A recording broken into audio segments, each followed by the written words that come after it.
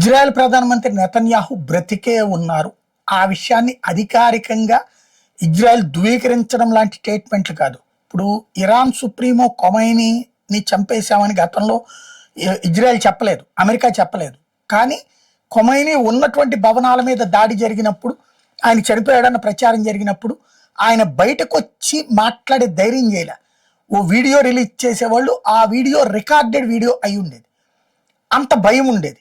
But Ukraine అధ్యక్షుడు Zelensky చచ్చిపోయాడన్న ప్రచారం జరిగినప్పుడు జెలెన్స్కీ రోడ్డు మీదకి వస్తాడు. పుతిన్ చచ్చిపోయాడు అన్నప్పుడు పుతిన్ రోడ్డు మీదకి వచ్చి ఆ సైనికుల దగ్గర చూస్తాడు. నిన్న ఇజ్రాయెల్ ప్రధానమంత్రి అదే చేశారు.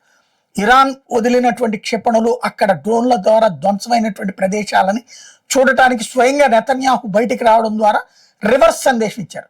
నేను నిన్న ఒక్క రోజులో కనీసం 7-8 కాదు, మామూలుగా ఈ 4-5 రోజుల నుంచి మనం కంటిన్యూగా వార్తలన్నీ కూడా ఎప్పటికప్పుడు చెప్తా ఉన్నాను నేను. అందులో ఇజ్రాయెల్ ప్రధానమంత్రి అంశం మీద మాత్రం 4-5 ఫోన్ చేశారనమాట. అంటే వాళ్ళు అంత ఆసక్తిగా ఎదురు చూస్తున్నారు ఏం జరిగిపోతుందో అన్న భయం కొంతమందిలో, ఏమీ జరగకూడదన్నటువంటి ఫీలింగ్ కొంతమందిలో కనిపించింది. ఇప్పుడు ఆయన ప్రధానంగా ఇజ్రాయెల్ ప్రధానమంత్రి బ్రతికే ఉన్నానని నిరూపిస్తూ బయటకు వచ్చి పరిస్థితులన్నిటిని కూడా చెక్ చేసి ఆ తర్వాతన ఇరాన్కి ఘాటైన హెచ్చరికలు ఇచ్చి ఇరాన్ లో ప్రభుత్వాన్ని కూడా మార్చి తీరతామని ప్రకటించి వెళ్ళారు.